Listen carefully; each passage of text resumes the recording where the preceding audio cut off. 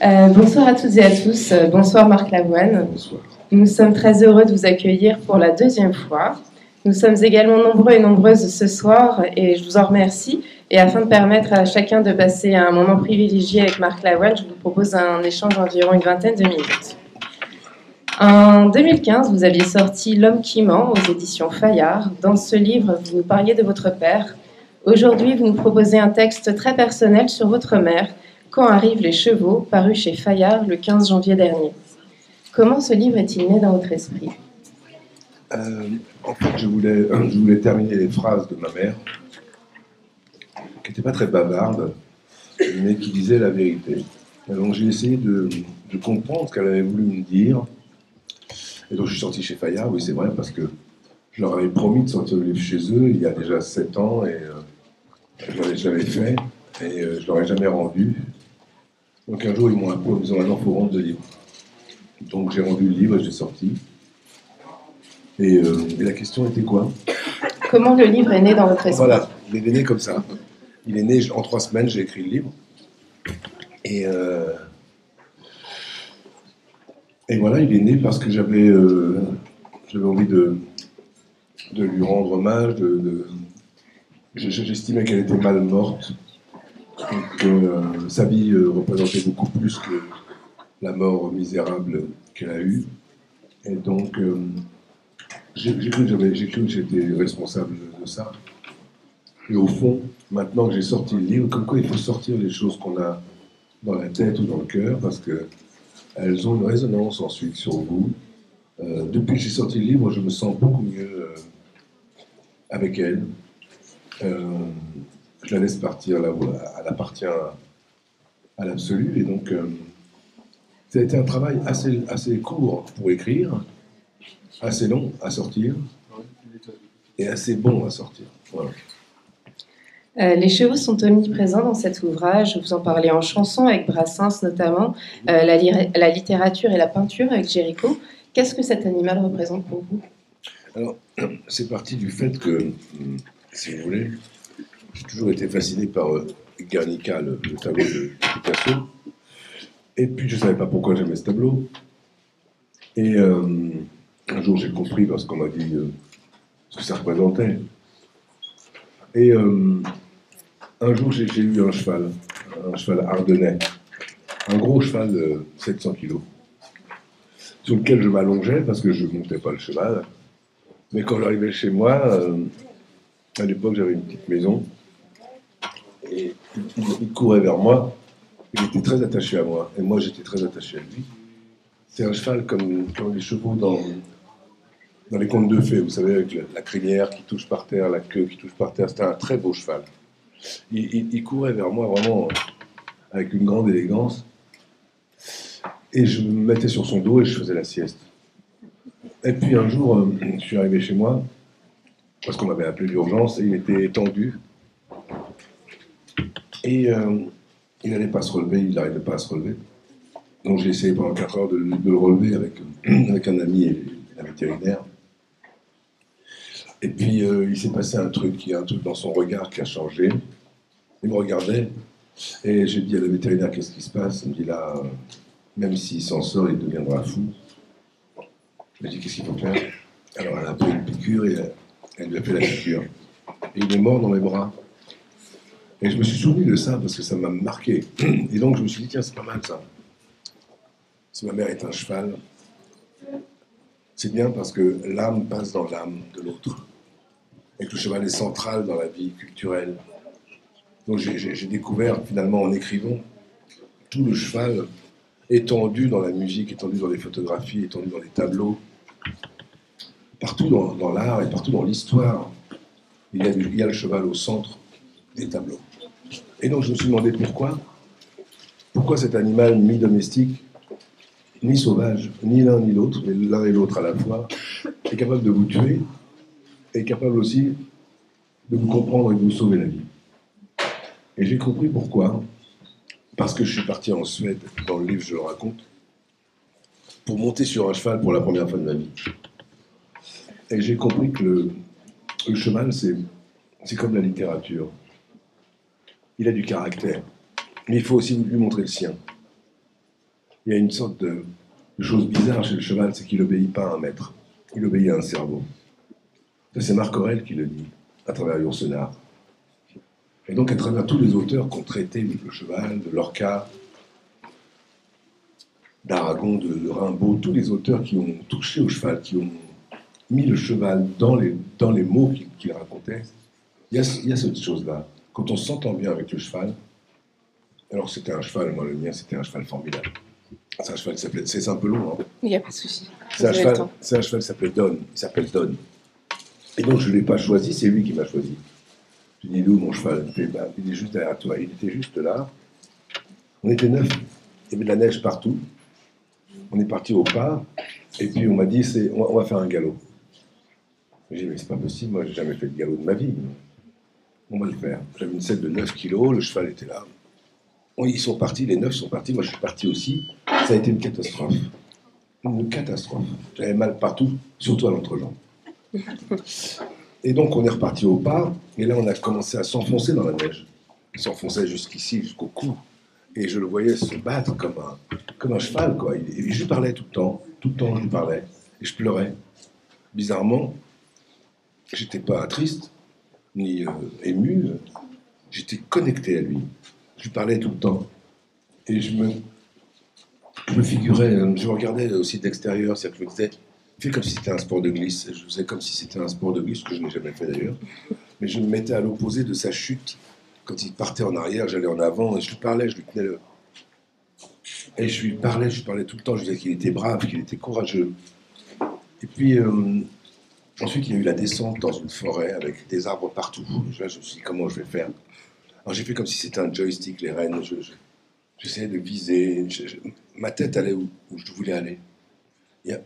Mes genoux n'ont jamais touché un arbre. Ça a été extraordinaire. Et puis, on a traversé une longue plaine, et là, on est arrivé devant un lac. Et on m'a dit, on va faire un deuxième galop. Et là, le mec m'a dit, montre-lui ton autorité, parce que sinon, c'est lui qui va galoper et pas toi. Alors, bon, je les ai laissés partir, je suis parti, et c'est lui qui est parti, en fait. C'est une catastrophe. Je l'ai arrêté, là, je lui ai parlé sérieusement. Mais vraiment, je lui ai dit, écoute, mon vieux, si tu veux qu'on continue ensemble, il faut qu'on s'entende tous les deux. Mais sinon, je descends, j'y vais à pied, puis tu te démerdes. Je suis remonté sur lui, et là, j'ai dit, on y va. J'ai lâché les rênes, et là, j'ai fait vraiment le premier galop de ma vie. Un vrai galop. Et j'ai compris que pour être avec un cheval, il faut vraiment être avec lui dans la tête. C'est pour ça d'ailleurs que les autistes travaillent beaucoup avec les chevaux et les dauphins, que les gens sensibles avec cette hypersensibilité s'entendent bien avec les chevaux et les chevaux s'entendent bien avec eux. Voilà. Bon, c'était un peu long, je vous demande pardon, mais c'est ce que j'ai voulu faire avec les chevaux. Merci beaucoup. Et de l'autre côté, il y a les enfants. On va peut-être en parler après, si vous voulez. Page 151, ma jument, la mère de Marcel, explique que la transmission, c'est ressentir les mêmes choses. Qu'en pensez-vous? Pardon, est-ce que c'est eu un coup de téléphone? Pas de souci. Page 151, ma jument, la mère de Marcel, explique que la transmission, c'est ressentir les mêmes choses. Qu'en pensez-vous? C'est ce que je dis dans le livre? Oui.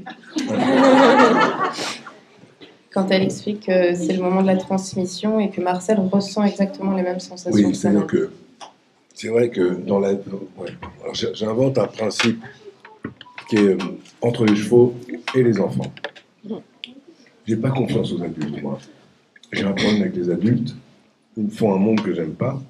Mais j'aime les hommes et j'aime les femmes. Et j'aime beaucoup les enfants. Et les enfants ont le courage qu'on n'a plus. Le courage qu'on perd un jour, qu'on laisse au bord de la route, pour devenir des adultes, pour aimer l'argent, pour trahir... En fait, il faut couper le son, je pense. Ah, t'arrives pas. Vas-y, coupe le son. Voilà.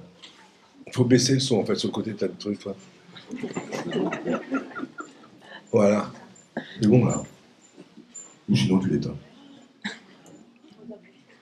Et donc, je ne sais plus ce que je disais, mais pour moi, les grands hommes et les grandes femmes sont des personnes qui ont réussi leur enfance, en fait. Et pourquoi je dis ça? La question, voilà, la question, c'est la transmission. Et c'est vrai que le personnage, enfin, mon personnage dans le livre, chaque fois que ma mère me dit quelque chose, évidemment, je la prends pour une dingue. Mais la chose se produit. Elle se produit à chaque fois. Et tous les gens autour de moi, mes amis, que je convoque dans le livre, les auteurs, les médecins, me disent, elle n'a pas tort, tu sais, ça se tient. Et donc, m'oblige petit à petit à me considérer, moi, comme un adulte. Je suis le seul adulte dans la salle. Et ils sont tous complètement fous. Ils croient que ma mère a raison, alors que moi, je pense qu'elle a tort, évidemment, puisque je suis un adulte.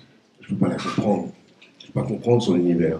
Je ne peux pas comprendre qu'elle parle aux fleurs, qu'elle parle avec les heures, qu'elle parle avec les bateaux, qu'elle entend un arbre lui répondre, qu'elle peut monter sur l'arbre, sur la branche la plus haute ou la moins haute, et voir la question qu'elle se pose, voir sa réponse là-bas où le soleil se couche. Et quand elle sera là où le soleil se couche, la réponse sera encore plus loin. Parce qu'il y a des réponses qu'on n'a jamais dans la vie et qu'on ne doit pas chercher. Aussi, ce qui m'a motivé, c'est que 2% ou 3% de femmes sont en prison dans le monde. C'est quand même incroyable de constater que l'homme a le mal en lui.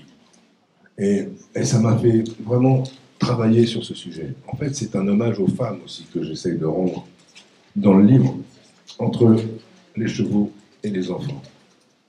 Là se dessine une femme, parce que après une guerre, après un événement difficile, en général, les hommes deviennent des alcooliques anonymes ou des narcotiques anonymes ou des anonymes anonymes.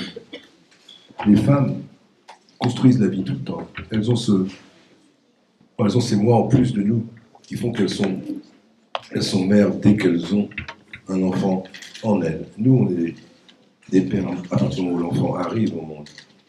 Et ça, c'est un échec pour l'homme qui ne peut pas supporter. L'homme ne supporte pas le mystère de la femme. Il veut comprendre, parce que l'homme a des appartenances, l'homme a une voiture, l'homme a une maison, l'homme a un pays. La femme n'a pas tout ça. La femme n'a pas de maison, c'est la maison. La femme, c'est le chemin. Et c'est ce que j'essaye de déterminer dans le livre. C'est là où j'essaie de mettre ma mère en place. Parce que j'ai écrit un premier roman qui s'appelle L'homme qui ment, dans lequel se posait ce problème. Le problème de la place d'une femme dans la vie. La place d'une femme dans la vie, c'est simplement la place qu'elle a et que l'homme lui refuse d'avoir. Pourquoi on met une balle dans la tête d'une jeune fille qui va à l'école? Parce qu'on ne veut pas qu'elle apprenne. Et c'est ce drame que nous vivons. Le drame des hommes qui veulent avoir les choses à eux. Les femmes, elles, veulent construire le monde. Donc, quand il leur arrive quelque chose, des femmes iraniennes qui ont été en prison, qui ont été emprisonnées, et vous pouvez le voir dans un documentaire qui s'appelle My Stolen Revolution, ma révolution volée, où une reste, enfin 4 restent en Iran et une est exfiltrée. Elle rencontre ces femmes à Berlin, après donc, cette révolution de 79. On se rend compte que toutes celles qui ont été violées, qui ont été méprisées, qui ont été bousculées, abîmées, que leur frère s'est fait tuer dans la pièce d'à côté, toutes ces femmes absolument, qui ont vécu des choses absolument horribles, elles ont des enfants, elles construisent la vie, elles ont le sourire. Elles ne sont pas anonymes, elles sont restées des femmes. Et ça, c'est ce que j'essaie de transmettre dans ce bouquin aussi. Avec la fantaisie, c'est pas un bouquin sérieux, hein, c'est un bouquin qui rigole beaucoup. Mais c'est ce que j'essaie de raconter dans le livre. Justement, dans ce livre qui est... Tout va très bien. J'ai fait une phrase très longue sans Il n'y a respirer. pas de souci, ça va, il y a de l'eau. J'ai pas respiré. Pourtant, la voix est très sec, quand même. Oh. Votre livre, justement, qui est très intéressant, il est écrit essentiellement sous forme de dialogue. Pour quelle raison avoir choisi ce format-là, cette façon de faire? Oui, alors ça dépend. C'est vrai jusqu'à sa mort. Oui. À partir d'après la mort, ça devient une autre façon de réciter. J'ai trouvé que au début, les acteurs que j'allais convoquer étaient très importants et qu'il fallait les laisser parler sous forme de théâtre, d'être dans la situation, d'être dans la voiture, d'être devant le cheval, d'être avec Schweppes, d'être avec l'éditrice, avec mon médecin, et de les laisser parler, de les faire parler, de mettre ce personnage de Marcel dans un univers où il ne comprend plus rien. Il ne comprend même plus la langue qu'il parle dans son travail. Il essaye de résister, il essaye de dire des choses, mais il n'y arrive plus, alors il tombe dans le chaos. Et donc c'est après le chaos que le récit est plus narratif, il est moins dialogué. Il y a des passages plus longs. Et donc c'était ma perception des choses. J'avais envie de bousculer et d'être comme dans un road movie, d'être dans la boîte crânienne, de sortir de la boîte crânienne, d'aller au café où je vais, au restaurant où je vais, dans la chambre 36, et de faire ce tour-là avec ces personnages qui me bousculent comme une boule de flipper dans un flipper comme ça qui ne sait plus où il est. À partir du moment où les choses s'arrêtent, là, je rencontre un ami et cet ami a perdu son fils. Et là, tout change parce que le temps qui s'était arrêté, d'un coup, lui me dit oui, elle est morte il y a 6 ans, 7 ans. Et je comprends que ça fait longtemps qu'elle est morte et que je suis resté ce jour-là, sans heure, sans temps, que le temps s'est arrêté. Et là, ça commence à reprendre à partir du moment où la conscience revient. Et je me dis, mais pour qui tu te prends? Pour qui tu te prends pour être aussi désespéré? Il ne faut jamais être désespéré. Et c'est vrai que si la vérité n'est pas libre, la liberté n'est pas vraie. Et ça, c'est important à comprendre dans le livre. Alors c'est là où, après, je pars en Suède. J'étais curieuse de savoir ce que la littérature vous apporte, que l'écriture de la chanson n'a pas. Ah, non, c'est pas pareil, parce que c'est une focale très différente. La focale en chanson, vous savez, il faut dire l'essentiel tout de suite. Un peu spécial, les célibataires, le visage pâle, les cheveux en arrière. Ça va déjà, vous avez déjà le portrait d'une femme que vous inventez. Parce qu'on ne dit rien sur elle, on dit juste qu'elle a les yeux revolver. On ne sait pas ce que c'est. Mais, et puis, une faute française faite exprès, tellement si belle qu'on va dire là, tu fais une faute, il ne faut pas dire ça. Et le parking des anges, où j'ai tout oublié quand tu m'as oublié, ou toi mon amour, c'est des phrases qui d'un coup dialoguent là. Vous avez toute la chanson dans le titre. Alors que quand arrivent les choux, on ne sait pas où on va, on ne sait pas de quoi on va parler, de quoi. Moi je savais, mais les gens ne le savent pas, et donc il faut rentrer dans le livre. Et c'est une focale différente, c'est comme si vous êtes sur une plage, et vous voyez le bout de la plage qui est un peu flou avec une usine qui fume, à Dunkerque ou ailleurs. Avant, vous avez un cheval ou un type avec un char à voile qui passe. Et avant, vous avez des gens avec un enfant qui court, tout ça. Puis, avant, un monsieur qui marche. Et donc, toutes ces focales différentes vous permettent d'avoir des points de vue différents, de vous emporter dans le récit et de rester dans un temps défini par vous. C'est très différent. C'est très longiligne comme façon d'écrire. Beaucoup plus longiligne. Le temps n'est plus peur des heures qui tombent. Moi, je me suis arrêté pour écrire mon livre, je me suis arrêté 3 semaines, j'ai enlevé le téléphone. Pendant 3 semaines, j'ai fait que ça. Le seul moment où je me sentais vraiment bien, c'est quand je tombais sur mon lit et je m'endormais, je me réveillais, puis je continuais d'écrire. C'était vraiment tout le temps. Mais ce temps n'existait plus, il n'était plus très important. Alors que dans la chanson, le tempo est important.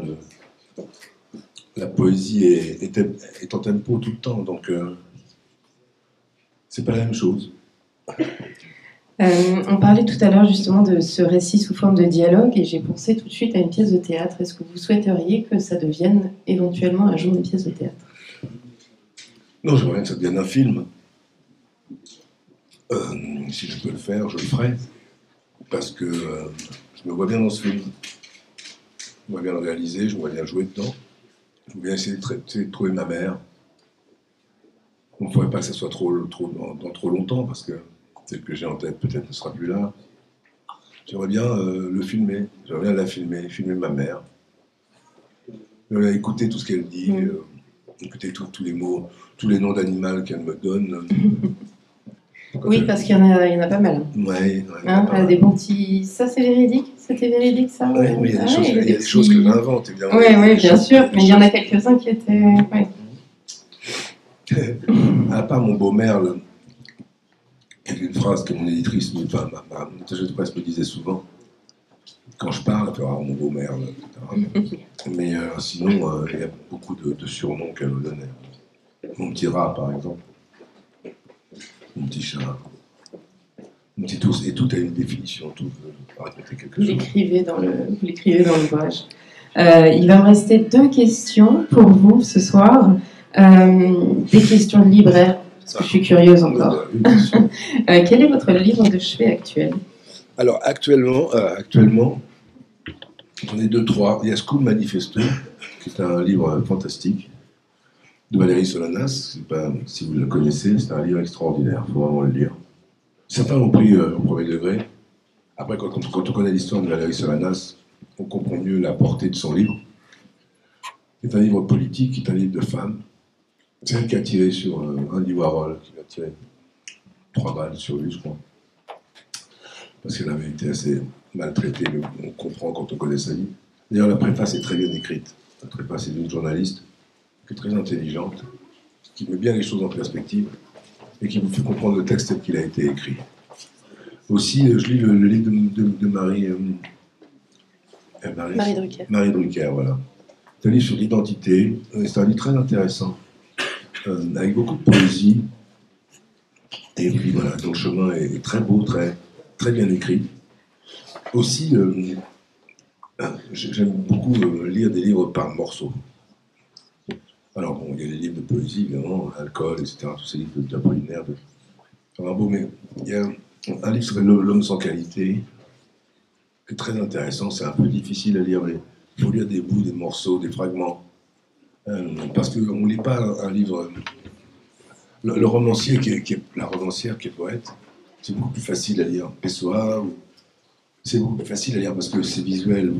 Il y a beaucoup de romanciers parfois qui sont très intellectuels, très dans le réfléchi. Alors que les poètes sont plus dans la pensée. Vous savez bien que réfléchir, ça empêche de penser. C'est assez logique. Et donc, ces poètes-là, je les aime bien. J'aime bien Pessoa, j'aime bien Prévert, évidemment, et j'aime aussi beaucoup Modiano, ou celui qui a écrit L'étranger, Camus. Et ma dernière question pour vous ce soir, c'est quel est le livre qui vous a le plus marqué dans votre vie? S'il y en a un. Alors, c'est pas un livre vraiment, c'est au début, c'est Pierre et le Loup. Ouais, Pierre et le Loup, vraiment, c'est une histoire fantastique que j'avais très peur de l'entendre. C'était un disque avec Gérard Philippe qui parlait sur la musique de Prokofiev. Et chaque soir, je voulais l'écouter, je voulais vraiment l'écouter. Et j'avais peur de l'écouter. Alors mon frère se mettait à côté de moi et fait « Tu peux écouter, je te surveille ». Donc je me sentais mieux. Et puis un jour, je l'ai écouté tout seul. Et c'est quand on commence à faire les choses tout seul que la vie commence. La vraie vie, c'est où l'insouciance part pour faire la place à l'innocence, par l'insouciance, part pour faire appel à la responsabilité et à la conscience. On commence à prendre conscience des choses. Donc vers l'âge de 3-4 ans, j'ai commencé à prendre conscience des choses.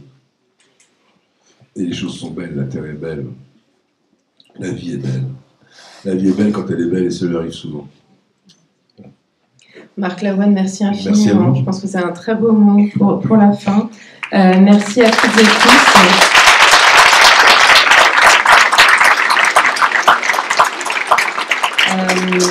Nous allons passer aux séances de signature et on va faire comme d'habitude. Maintenant, vous êtes habitués.